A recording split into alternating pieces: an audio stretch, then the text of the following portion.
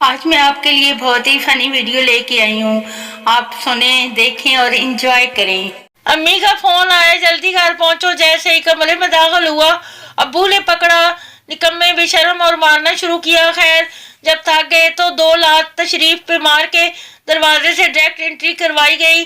सामने एक आंटी और खूबसूरत लड़की बैठी हुई थी। लड़की ने उठकर कहा, नहीं, ये वो नहीं है।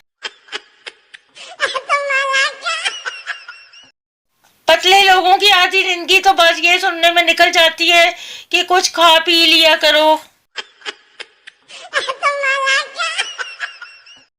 रोज सुबह उठो, बेइज्जती करवाओ, खाओ पियो, बेइज्जती करवाओ, रात को फिर बेइज्जत होकर सो जाओ। बस यही कुछ चल रहा है। पीर साहब जैसे ही अस्पताल पहुंचे, सामने एक मरीज मिल गया। कदमों पर हाथ रखा, हाथ पर बोसा लिया और अस्पताल आने की वजह दरियाफ्त की।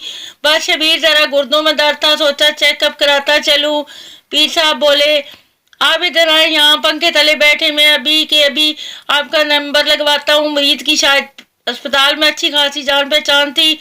चंद मिनटों में पीर साहब का नंबर लग गया। चेकअप करा कर वापस आए तो मरीज ने फौरन अद्वियात की पर्ची ली और मेडिकल स्टोर से महंगी दवाएं खरीद लाया। जैसे ही पीर साहब रुखसत होने लगे, मुरीद ने एक बार फिर कदम बोसी की और बोला, पीर साहब, अब्बा के गुर्दों में दर्द रहता है, कल तावीज़ के लिए आपके पास हाजिरी लगवानी है।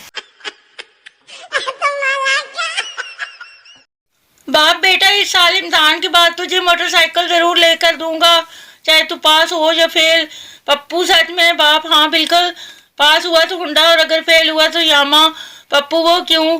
बाप, हुंडा यूनिवर्सिटी जाने के लिए और यामा दूध बेचने के लिए। शोर, अपनी बीवी से, तुम जब अपनी अम्मी के घर जाती हो तो मुझे डर लगा रहता है। बीवी जानू, इसमें डरने की क्या बात है, मैं जल्दी आ जाऊंगी ना।